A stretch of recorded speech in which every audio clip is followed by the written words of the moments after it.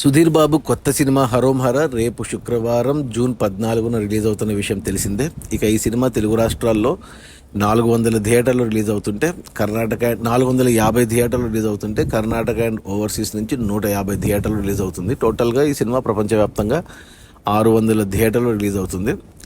ఇక ఈ సినిమాని తెలుగు రాష్ట్రాలకి డిస్ట్రిబ్యూటర్లు 5 కోట్లకు కొన్నారు. అంటే తెలుగు రాష్ట్రాల్లో 5 కోట్ల షేర్ వస్తే సినిమా హిట్ అవుతుంది. బాక్సాఫీస్ దగ్గర కమర్షియల్గా 5 కోట్ల షేర్ రావాలంటే 10 కోట్లు గ్రాస్ రావాలి తెలుగు రాష్ట్రాల వరకు. ఇక కర్ణాటక అండ్ ఓవర్సీస్కి 1 కోటి కొన్నారు డిస్ట్రిబ్యూటర్లు. అంటే ఇక్కడ 1 కోటి షేర్ వస్తే హిట్ అవుతుంది. 1 కోటి షేర్ రావాలంటే 2 కోట్లు గ్రాస్ రావాలి. అలా టోటల్గా ఈ సినిమాని 6 కోట్లకు కొన్నారు డిస్ట్రిబ్యూటర్లు.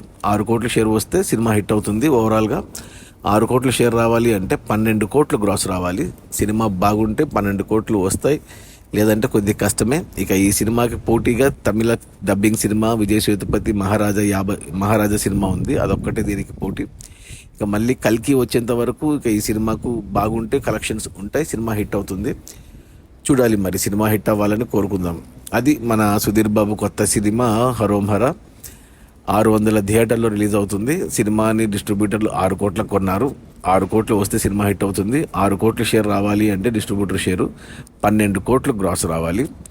పోటీలో విజయ్ సేతుపతి మహారాజా సినిమా ఉంది. మరి ఏమవుతుందో చూడాలి. Okay, bye.